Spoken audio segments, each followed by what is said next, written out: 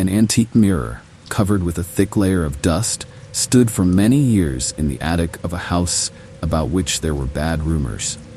It was located on the outskirts of the small town of Clayton, where many knew the legend of the family that disappeared here many years ago. It was believed that the mirror was connected with these mysterious events and that it brought misfortune. It was said that it holds the souls of people in itself, and everyone who looks into its surface for a long time begins to see something terrible beyond the limits of reason. The new owners of the house were a young family, Tom, his wife Emily, and their 8-year-old daughter Sophie.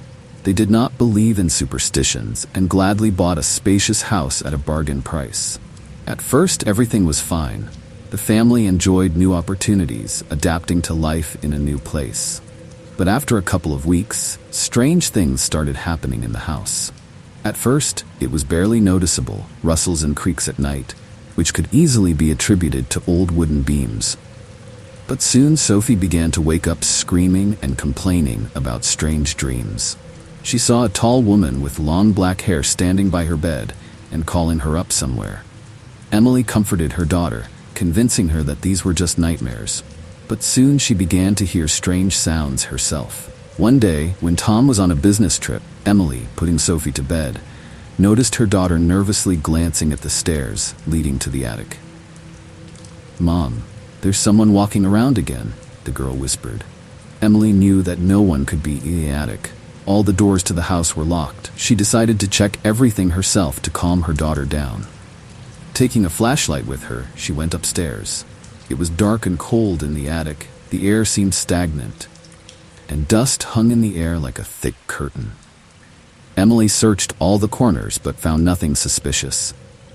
The antique mirror still stood in the corner, covered with dust. However, something has changed this time. Her gaze was involuntarily attracted by the reflection. Instead of the usual dark space, she saw a room completely different from the one she was in. The mirror reflected not the attic, but a brightly lit bedroom with gold curtains, antique furniture, and a huge bed covered with a blood-red blanket. Emily froze, staring into the mirror. Her heart began to beat faster when she noticed a tall figure appear in the reflection behind her. It was a woman. Black hair fell over her shoulders. Her face was pale, lifeless, and the eyes were completely empty, as if it was not a woman, but her shell. Emily whirled around, but saw no one. The room was quiet and empty. With trembling hands, she looked in the mirror again. The woman was still there, but now she was slowly moving towards her, as if approaching from another reality. Emily instinctively backed away as she descended from the attic, but her gaze did not leave the sinister figure. She locked the door and returned to Sophie. The girl was scared and asked why her mother had not returned for so long. Emily wanted to lie and say that everything was fine, but looking at her daughter's scared face, she realized that something had to be done about it. The next morning, Emily decided to throw out the mirror. She called Tom and told him about her plans. Her husband was surprised at first, but when he heard her anxious voice, he did not argue. Taking a blanket, Emily wrapped up the mirror and took it out to the garage. Folding it in a corner, she felt relieved, but the strange unease did not disappear. That evening, after putting Sophie to bed, Emily went to the shower to wash off her fatigue. When she came out of the bathroom, she thought for a moment in the mirror that the same woman flashed behind her. Emily turned around, but all she saw was an empty room. My heart started pounding. She knew the mirror was in the garage, but the vision haunted her. Later that night, as the house fell silent, Emily was awakened by a faint whisper. She got up from the bed and listened. The sound seemed to come from the hallway. Slowly opening the bedroom door, she followed the sound that led her to the stairs to the attic. The whispers grew louder. The words were slurred, as if someone was saying the same thing over and over again. She was terrified, but she couldn't stop. When she reached the door to the attic, the whispers died down, and then there was a terrible laugh. Emily froze in place, feeling the blood drain from her face. The door slowly opened, and the pale face of the woman flashed through it. The next moment, the door was abruptly flung open, and in front of Emily was the very room she had seen in the mirror. She was inside now. The room was huge. The walls were decorated with antique paintings, and the air was saturated with the smell of incense smoke. She was standing in front of a mirror, only now it was different. A big one, full length. It was not her own reflection that was looking at her from the mirror, but a woman in an antique dress. She slowly extended her hand forward, her lifeless eyes glowing with a dead light. "Come back," she whispered. Emily backed away but realized that the door had disappeared. The room was locked. She tried to scream, but her voice was gone. The woman in the mirror took a step forward, then another, and coming out of the mirror, found herself in the room. Her fingers were long and bony, her skin pale, almost translucent. She reached out her hand to Emily, and Emily felt a chilling chill engulf her entire body. The woman's voice echoed through the room. "Come back, or I'll take her." Emily, gasping in horror, tried to push the woman away, but her hands went through the figure as if through smoke. The shadows squeezed her shoulders, and for a moment Emily felt herself being pulled inside the mirror. Images of her daughter, Tom, and their happy life flashed through her mind. She couldn't let that happen. Summoning all her willpower into a fist, she screamed and, making a final dash, ran out of the room. She woke up in her own bedroom, lying on the floor. Sophie was standing next to him, her face wet with tears. Emily hugged her daughter, not believing that it was all real. But the next morning, when Emily went to the garage to throw away the mirror, she found that it was not there. She searched the whole house, but couldn't find him. In the evening, when she came to put Sophie to bed, she saw that the mirror was again in the corner of her room. An inscription appeared on its smooth surface, as if someone had written it from the inside. "I'm waiting for you." Emily screamed, and at that moment, Sophie woke up and whispered, "She's back, Mom. She wants us to go with her." Since that night, the house has been completely different. Emily and Tom decided to leave, but every time they got ready, the mirror somehow returned to the house. It seemed to be connected to them now. Since then, every time Emily looked in the mirror, she saw a woman standing at her shoulder, her lifeless eyes and an icy whisper that repeated the same thing. "Come back." And every day the whispers grew louder, and the woman's hands got closer to her and her family. Emily was desperately trying to get rid of the mirror. She called the antique shop, offered it for free, but as soon as she mentioned it, the owner refused. The neighboring church refused to help. The priest said that he did not know how he could help, and did not want to listen to another word as soon as it came to the mirror. Friends also refused to come as soon as they found out that they needed to take an old piece of furniture out of the house. It seemed that the mirror seemed to attract an ominous aura to itself, scaring away everyone who found out about it.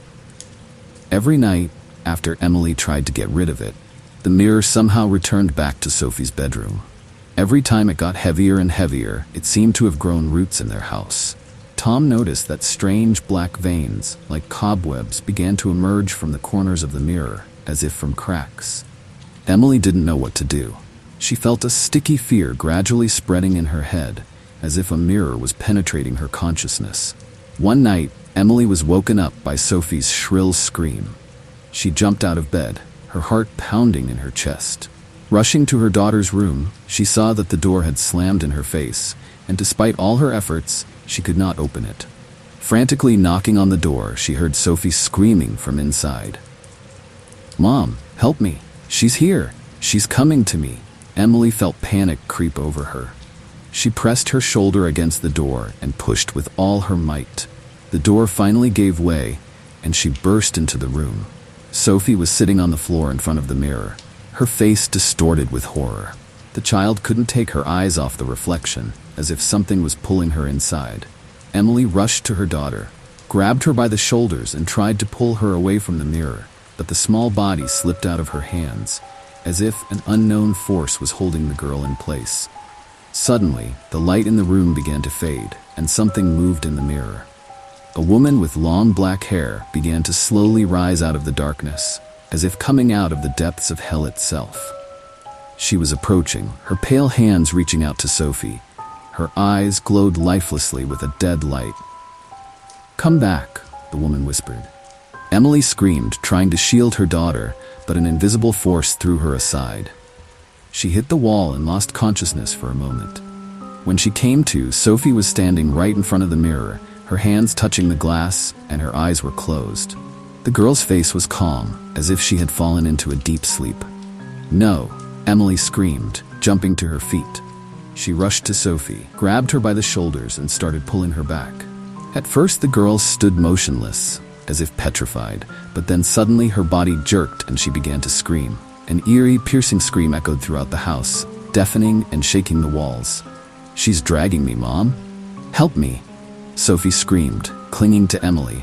Emily desperately pulled her daughter towards her, feeling an invisible force resisting her efforts.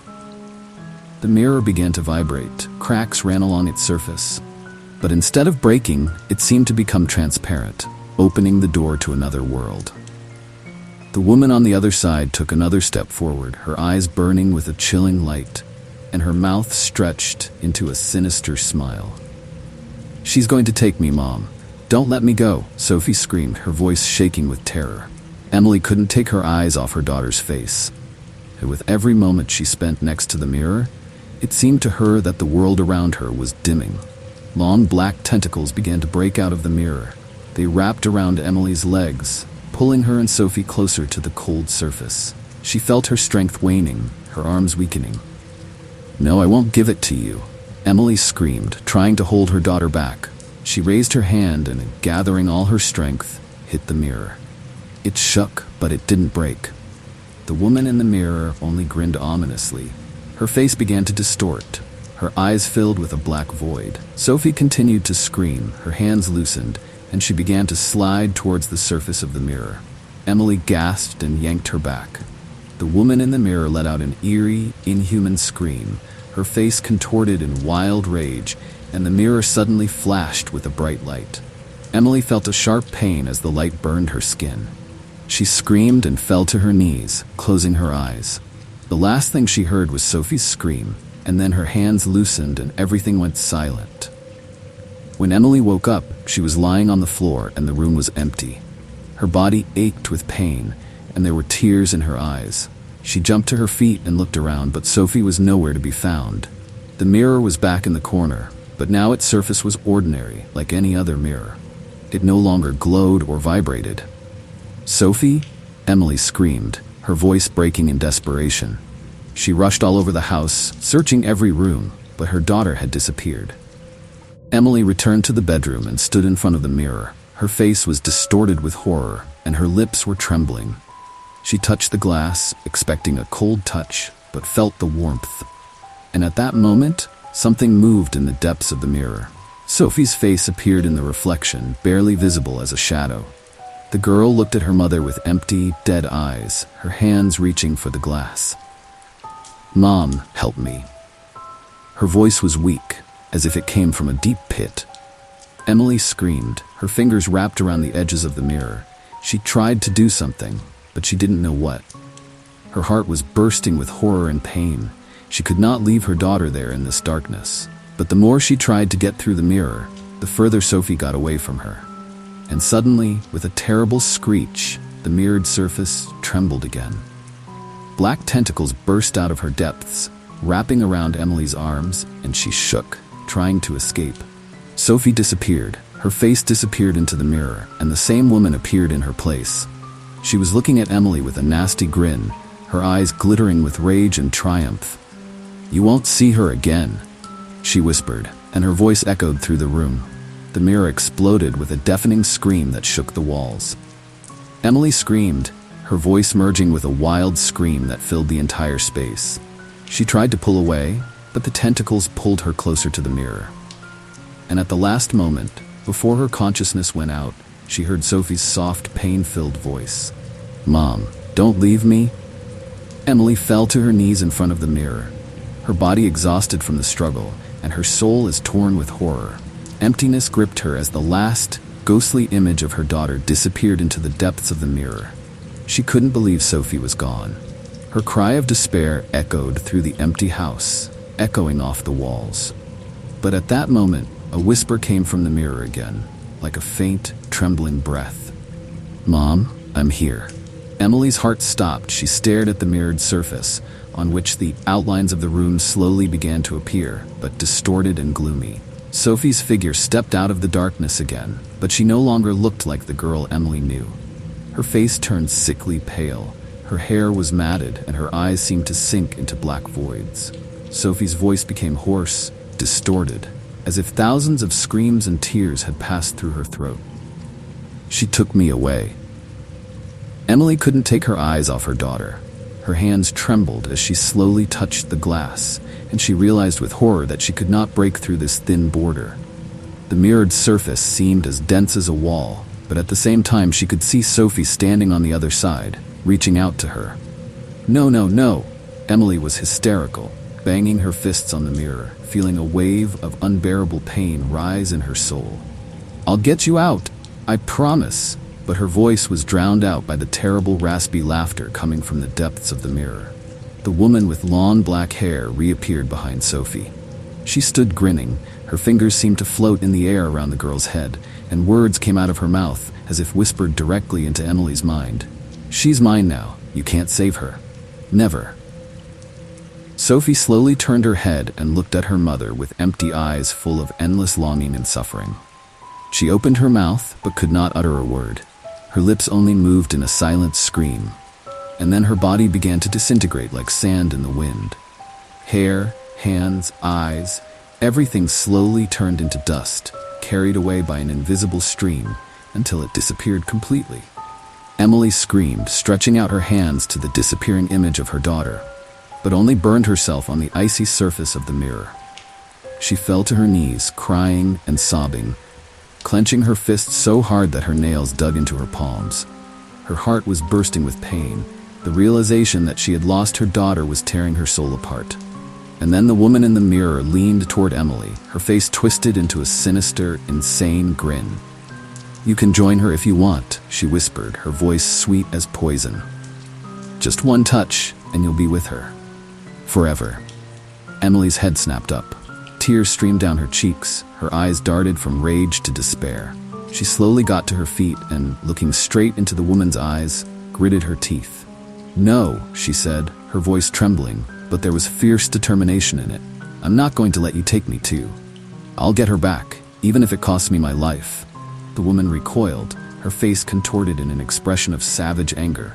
She slammed her palm against the glass, and the mirror trembled. A terrible scream burst out of it, as if thousands of voices screamed at once in pain and horror. The walls of the room cracked, furniture began to fly through the air, and a vortex of flying debris formed in the center of the room. Emily could barely stand on her feet, her hair flying in this nightmarish wind, but she did not take her eyes off the mirror.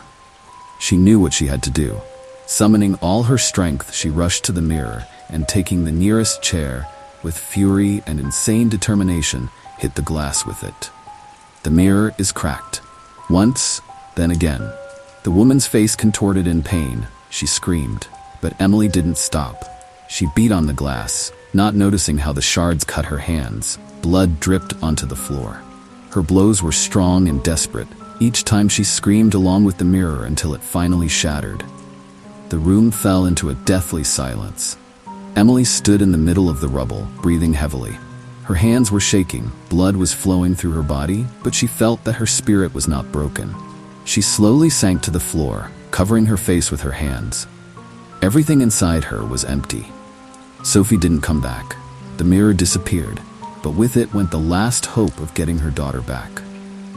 At that moment, she felt a light touch on her arm. Emily looked up and saw a small, fragile shadow standing in front of her.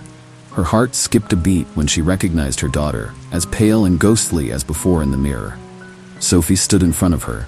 Her eyes filled with life again, but she was only a shadow of herself. Her voice was barely audible, but there was love and gratitude in it. "You saved me."